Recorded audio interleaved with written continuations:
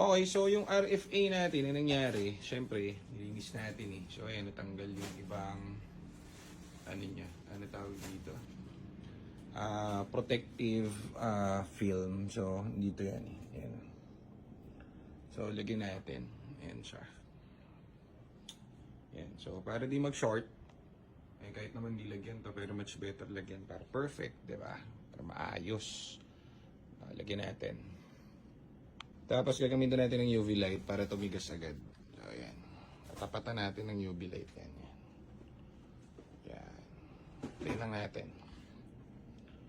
So, itong UV light yung magkukure dun sa pandikit natin, sa adhesive, para siya ay matuyo na. Wala natin konti. Tagal matuyo yan. So, mukhang okay naman tong mga pisa-pisa niya. Yung mga dilaw-dilaw, yan yung natirang film. Yan yung parang film protector niya nung una. Eh, nilinis natin kailangan dahil lumubog eh. So, kailangan natin tong i-check maigi kasi mahirap umulit dito pag nag-short na to. Goodbye na to. So, medyo maselan itech.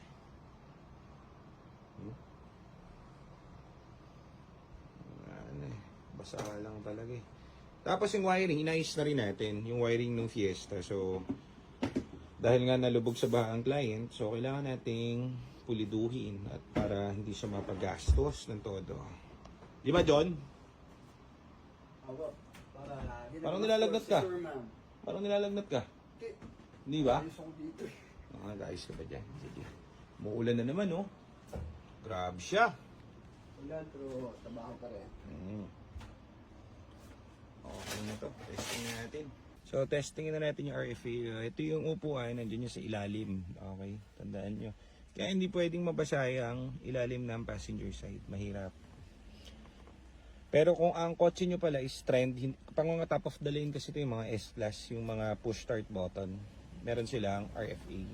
Ngayon, yung walang push start button. Yung walang RFA is yung mga trend model saka yung base model.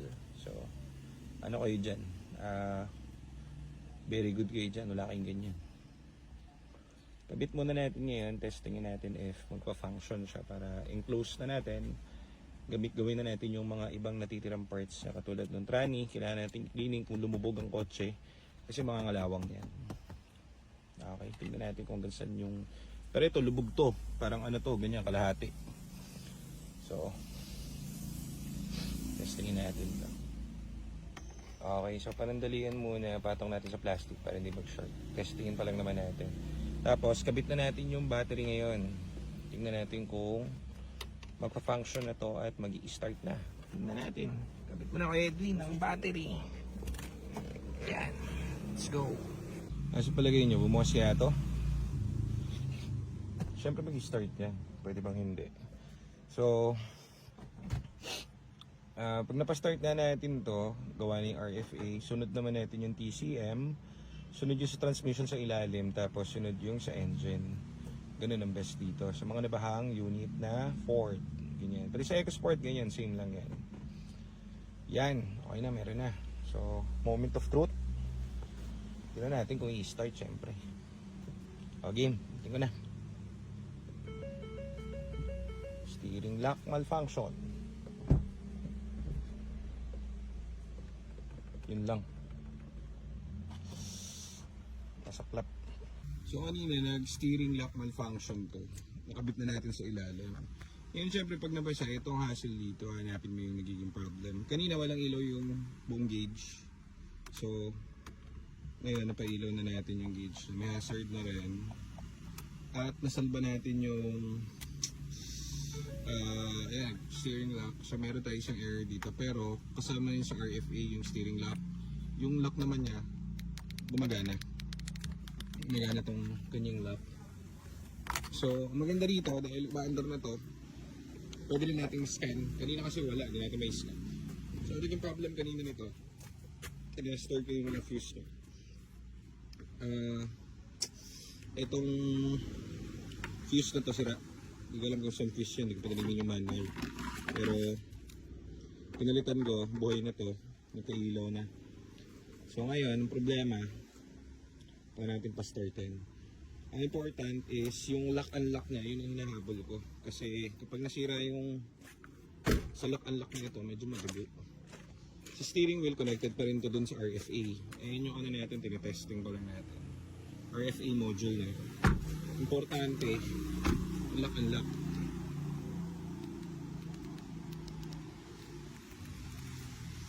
Yan.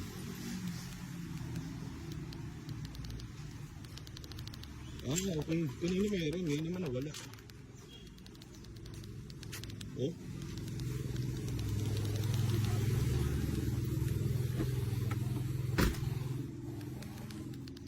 Wala na naman, kanina gumagana na yung ano niya. So sa RFA pa rin itong gantong issue. Siksaka mo dyan ng OBD. So dito pa rin yung shorted natin. So ang gagawin natin, pababaklas na natin itong upuan, titignan natin yung wiring. May something shorted na sinasaksakan ng RFA. Kasi kanina gumagana yung lock. Ngayon naman nawala yung lock, tapos nabuhay na yung gauge. So yun ang ating i-figure out. Okay. Eh si Joseph. Joseph, ano, dala mo na yung RFA nung ano. So dinala natin yung RFA na nagpaparescue sa ating client. Nabaha din yung kotse niya. Pinabunot ko muna yung RFA kasi ayun, kakalawangan na. Ayun, nag-uumpisa na. So kay Sir Henny to yung bumili sa atin ng EcoBoost. Inabutan yung sasakyan niya.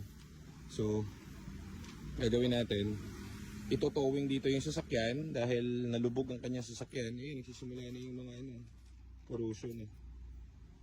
Parang ganito rin ang mangyayari doon sa kanya. So yan.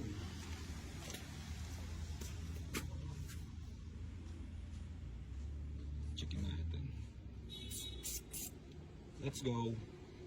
So napastart na natin. Kanina ang nangyari is naka-red yung RFA. So nagawa natin ng paraan. Ngayon nag-start na siya. So ganun lang kabilis. Mabuti na salba natin yung RFA kasi ang problem doon. Ano problem doon? Mahal ang RFA. Diba? Nabasa. So, working na yung ating RFA na ginawa. So, babalik na natin sa original. RFA. Diyan kayo, babad dyan naka-design yan sa ilalim ng passenger, no? Ano yung mga nakalagay na ano? Oo. So, ganyan. Kaya pagka pinaas mo lang. One click na. Ayun, naka-green na lahat, guys. Ayos. O-off mo ulit. Okay. Start. One click, boy. Yes, baby. Uncheck engine. Malinis. Linis. Baklas dyan yung ano, battery. Hugutin mo yung battery, pati yung jump start. Yung tester, kuhanin mo na. Tapos, ano ba gagawin natin? Hugutin mo yung ano, alam mo tanggalin yung RFA sa likod, no? Hugutin mo yun, babalik na natin sa kaha, tapos papasok na ulit natin dyan.